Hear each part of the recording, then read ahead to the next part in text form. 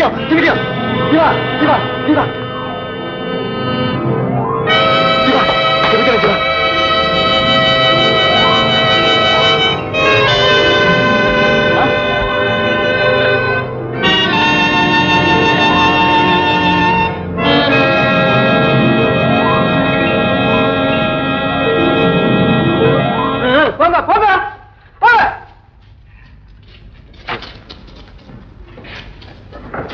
ஜீவா, பார்க்கவே பயமா இருக்கு. இந்த கடவுள் இவ்வளவு அழகான கடலையும் படைச்சு, அதுல அருமையான முத்தையும் படைச்சு, இப்படி பயங்கரமான திமிங்கலத்தையும் படைச்சிருக்காரு. ஏன் அறிவுமணி, திமிங்கலம் கடலில் மட்டுமல்ல, நாட்டிலும் உண்டு. திமிங்கலம் தரையில் கூட வாழும். வாழும், ஆனால் மனித உருவத்திலே. அந்த திமிங்கலங்கள் கப்பலை மட்டுமல்ல, ஒரு தேசத்தையே கவிழ்த்து விடக்கூடிய திறமை பெற்றவை. ஐயோ, அப்படின்னா அந்த மனுஷ திமிங்கலத்தை பார்க்கணுமே அவசியம். கரை சேர்ந்தது காண்பிக்கிறேன், கவலைப்படாதே. உன் தந்தை என் தமையன், தாயகத்தின் காவலன், அரசர் மரணம், அகால மரணம், அக்கிரமச்சாவு, நினைக்க முடியாத கொடுமை. அப்பா, உங்களை பார்க்கலவா அவசர அவசரமாக ஓடி வந்தேன். அப்பா அப்பா, எப்படி இறந்தார் என் தந்தை? விதி விளையாடி விட்டது. விவரமெல்லாம் பிறகு சொல்லுகிறேன். வா, முதலில் உன் தந்தையின் சமாதி.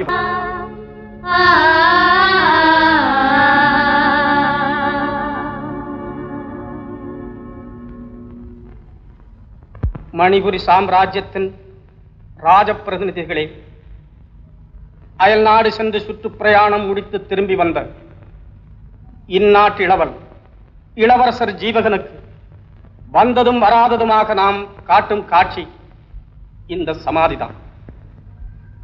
ஜீவகனின் அருமையான தந்தை மணிபுரி சக்கரவர்த்தி, என் அன்பிற்குரிய அண்ணன் இவ்வளவு சீக்கிரம் விண்ணுலக அடைவார் என்று நாங்கள் யாருமே எதிர்பார்க்கவில்லை.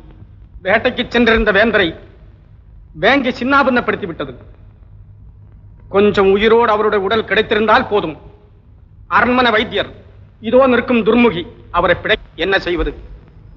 அண்ணனின் பிரேதத்தை நம் அரசாங்க கல்லறையில் பத்திரப்படுத்தி ராஜ மரியாதையோடு காப்பாற்ற முடியாதபடி அவர் உருவமே கிடைக்காமல் போய்விட்டது. உருவமே கிடைக்காமல் போய்விட்டது. உருவம் மட்டுமா, இந்த ராஜ்யத்தை பற்றி சமீபத்தில் அவர் ஒரு சாசனம் எழுதி வைத்திருந்தார். அதுவும் போன இடம் தெரியவில்லை. அதை பற்றிய தகவலும் புலப்படவில்லை. அதை கண்டுபிடிக்கத்தான் நமது தளபதி பராக்கிரமனை ஏற்பாடு செய்திருக்கிறேன். என்ன செய்வது? ஆனதாகிவிட்டது. ஆண்டாண்டு தோறும் அழுது புரண்டாலும் ஆண்டார் வருவரோ? பரவாயில்லை, எல்லோரும் கண்ணீரை துடைத்துக் கொண்டு மன்னரின் புகழ் மாநிலமெல்லாம் பரவும்படி வாழ்த்து கூறுங்கள். மன்னர் புகழ், மாமன்னர் புகழ், மணிபுரி ராஜ்யம்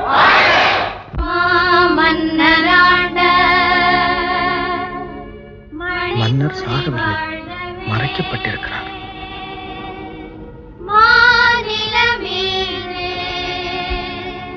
அறிவுமணி, அறிவுமணி, அதோ போகிறானே தாடிக்காரன். அவனை பின்தொடர்ந்து போய் யார் என்று அறிந்து வா.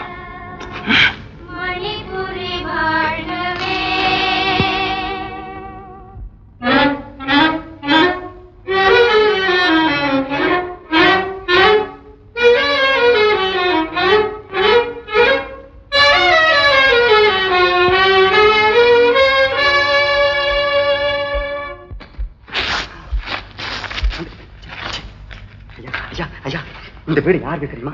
இந்த வீடு யாருக்கு தெரியுமா? இந்த வீடு யாருக்கு தெரியுமா? ஐயா, தயவுசெய்து பதில் சொல்லுங்களேன். முக்கியமான சமாச்சாரத்துக்காக கேட்கிறேன். இந்த வீடு யாருக்கு? இந்த வீடு யாருதுயா? ஐயோ, வீடு யாரா? என்ன ஏன் அடிக்க போற அந்த ஆள? பரிதாபமா இல்ல? ஏன் கேட்க கேட்க பதிலே சொல்லாம இருந்தா கோவம் வருமா வராதா? நான் சாதாரண மனுஷனா, தெருவில் போறவனா, அரசாங்கத்துல முக்கியமான இடத்துல இருக்கேன். ஆமா ஆமா, பெரிய கிரீடத்து மேல இருக்கிற. இந்த அரசாங்கத்துலதான் இந்த ஆளுடைய நாக்கு அறுத்தெறிஞ்சிட்டாங்களே, எப்படியா பதில் சொல்லுவாரு? அரசாங்கத்துல நாக்கு அறுத்தெறிஞ்சிட்டாங்க? எதுக்காக? ஏன் அரசாங்கத்துல மக்கள் மன்றத்துல எழுத்து பேசினாராம், அதுக்காக இந்த தண்டனை. ஓஹோ, அப்படின்னா இந்த அரசாங்கத்துல பேசுற ஆளே வேண்டாமா? ஊமைதான் வேணுமா? எல்லாம் பிரதாப சிம்மர் ஏற்பாடியா? ஓஹோ, பிரதாப சிம்மர் ஏற்பாடா? இருக்கட்டும். ஐயா, உங்களுக்காவது இந்த வீடு யாருன்னு தெரியுமா? இந்த வீடா? இது அரண்மனை வைத்தியர் துன்முகி வீடு. ஏன் உங்களுக்கு ஏதாவது மருந்து இருந்த வேணுமா? இல்லங்க, நான் கொஞ்ச நாளைக்கு உயிரோடு இருக்கணும். அப்படியா? சரி. போஸ்ட் அரண்மனை வைத்தியர் துன்முகி.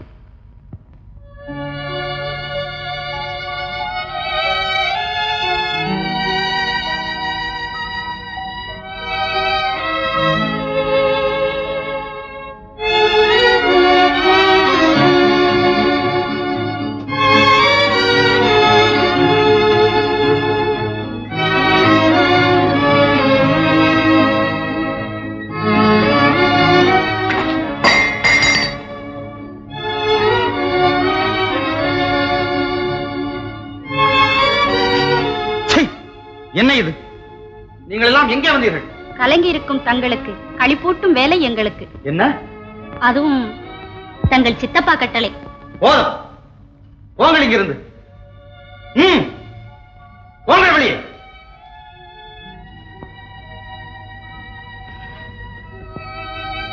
சித்தப்பா கட்டளை. அப்பா, அப்பா, அப்பா, அப்பா, உங்களை நான் உண்மையிலேயே இழந்து விட்டேனா அப்பா?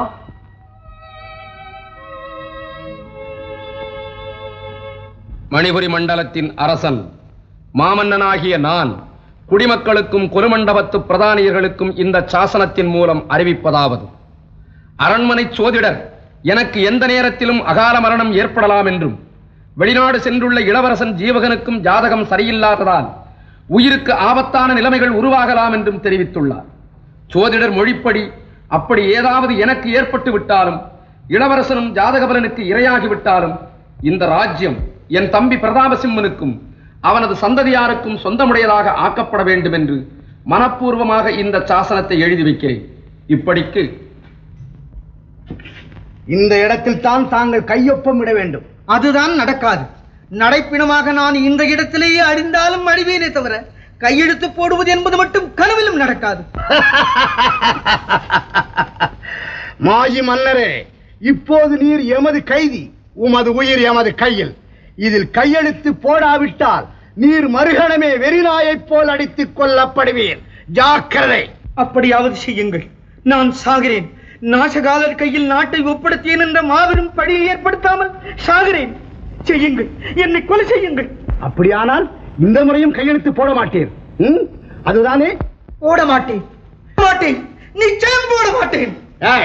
யார் எங்கே? நடக்கட்டும். அப்போதும் இவன் கையெழுத்து போட சம்மதிக்காவிட்டால் சொல்லி அனுப்புங்கள், நாங்கள் வருகிறோம்.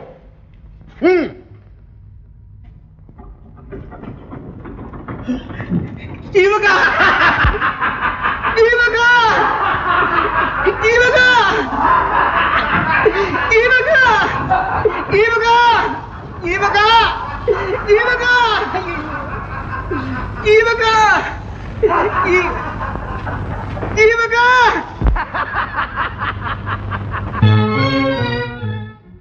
என்ன வாயிற்று? அரசர் கையெழுத்துட்டாரா?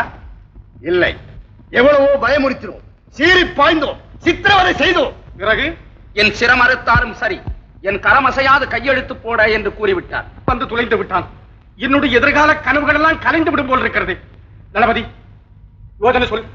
நான் உடனே அரசனாக வேண்டும். துன்முகி, சீக்கிரம் சொல்.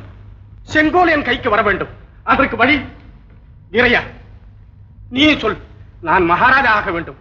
அதற்கு என்ன வழி?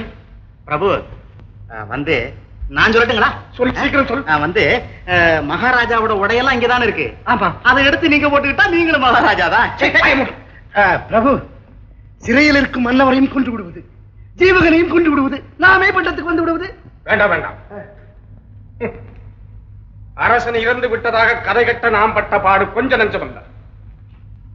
இன்னும் இளவரசனையும் கொண்டு விட்டால் மக்களுக்கு நம் மீது சந்தேகம் ஏற்படும். வேண்டாம் வேண்டாம். அப்படியானால் பிரபு, சதி செய்வதே நல்லது. ஆமா, அந்த வந்துட்டேன். சதி, சதி சதி சதி. பதி என்றால் கணவன், சதி என்றால் மனைவி. உளராதே பிரபு. இன்றில்லாவிட்டால் ஒரு நாள் எப்படியும் அரசரிடம் கையெழுத்து வாங்கி விடுவதே நல்லது. இந்த சாசனம் நமக்கு பெரிய பலம். அதுவரை இளவரசரை சமாளிப்பதற்கு ஒரு வழி இருக்கிறது. என்ன வழி?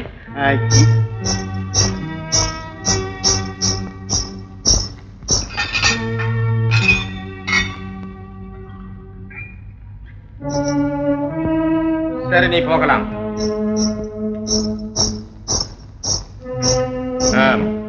இளவரசரை பைத்தியமாக்கி விட வேண்டும். பைத்தியமா? நான் தருகிறேன் அதற்கு மருந்து. ஆஹா, நமது அரண்மனை வைத்தியருடைய யோஜனை அபாரமானது. அப்படியே செய்வோம்.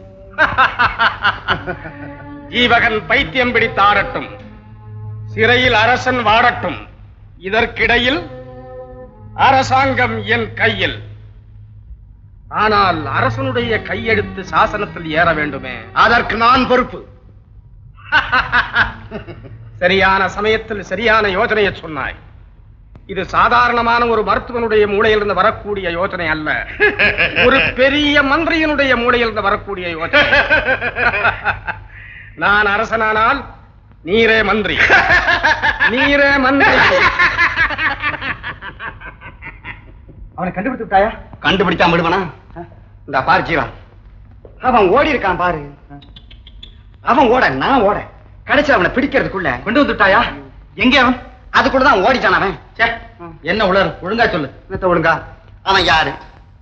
அவன் ஏன் நம்ம சமாதிக்கு வரணும்? நம்ம சமாதிக்கா? அட, அரச சமாதிக்கு ஏன் வரணும்?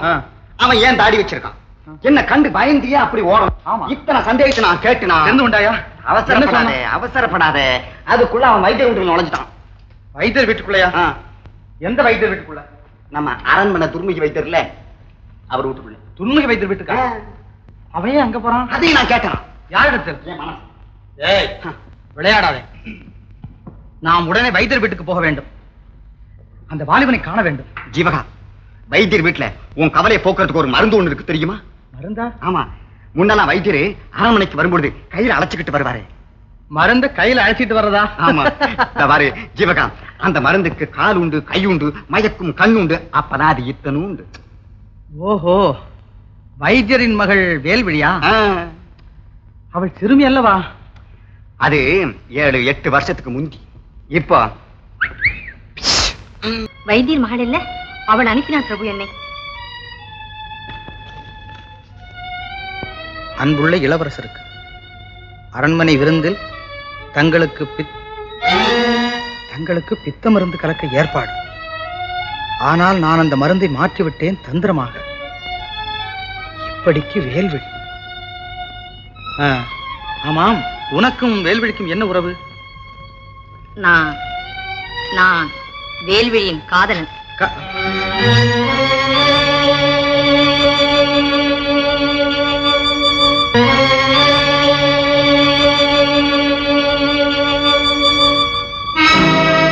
சபாஷ். பளபளப்பான இந்த சிமிழுக்குள்ளே பயங்கரமான மருந்து அல்லல்ல, என்னுடைய பட்டாபிஷேகத்தை செய்து வைக்கும் சூர்ணம்.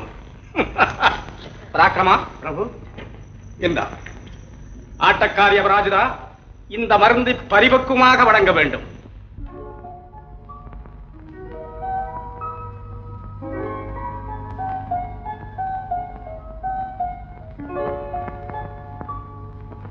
வணக்கம். வேல்வி, உன்னை பார்த்து பல ஆண்டுகள் ஓடிவிட்டன. பரவாயில்லை. அப்போது பச்சிளம் சிட்டாக இருந்தாய், இப்போது பருவமயிலாக காட்சி தருகிறாய். ஏழை விட்டு தேடிக்கொண்டு எங்கே இவ்வளவு தூரம்? அந்த தாடிக்கார வாலிபனிடம் கடிதம் கொடுத்து அனுப்பினாயே, அதன் விளைவுதான் இதெல்லாம். உன் அப்பாவை தேடிக்கொண்டு வந்தேன். அவருக்கு என்ன இதெல்லாம் தெரியுமா? அப்பாவை ஒன்றும் தொந்தரவு செய்யாதீர்கள். அரசர் சாகவில்லை, சிறை வைக்கப்பட்டிருக்கிறார் என்பது மட்டும் உண்மை. எப்படி? தயவு செய்து கேட்க வேண்டாம். அரசாங்கத்தை கைப்பற்ற அரண்மனைக்குள்ளேயே சதி நடக்கிறது என்பதை மாத்திரம் நீங்கள் புரிந்து கொண்டால் போதும். அந்த சதியில் உன் தந்தையும் சம்பந்தம் என்கிறேன் நான். இல்லை, இல்லவே இல்லை. அப்பாவின் பெயரை வீணாக உபயோகப்படுத்துகிறார்கள் அந்த அக்கிரமக்காரர்கள். அதை நீங்கள் நம்ப வேண்டாம். அப்படியானால் பித்த மருந்து? அப்பாவுக்கு அதில் தொடர்பில்லை. இளவரசி, உங்களுக்கு நான் செய்த உதவிகளின் பெயரால் கேட்கிறேன். அப்பாவை சந்தேகித்து கொடுமைப்படுத்தி விடாதீர்கள். வேல்வழி, நான் வருகிறேன். ஏன் அதற்குள்? இன்னும் சிறிது நேரம் பேசிக் கொண்டிருக்கலாமே. பேசி பயன் என்ன? நீண்ட நேரம் பேசிக் கொண்டிருந்தால் உன் காதலன் வேறு சந்தேகப்படுவான். காதலனா? அந்த தாடிக்கார வாலிபன். சரிதான், அவன் எனக்கு காதலனா? யார் சொன்னது அப்படி? வேல்வழி, அவன் உன் மீது உயிரையே வைத்துக் கொண்டிருக்கிறான். நீ அவனைத்தான் திருமணம் செய்து கொள்ள வேண்டும். முடியாது. நீங்கள் உண்மையிலேயே சொல்லுகிறீர்களா? ஏன்? ஆமா. இல்லை, நீங்கள் மனதார சொல்லவில்லை. என் மனதாரத்தான் சொல்கிறேன் வேல்வழி. சரி, என் காதலனை அழைத்து வருகிறேன். இப்போதே திருமணத்தை முடித்து விட்டு போய்விடுங்கள்.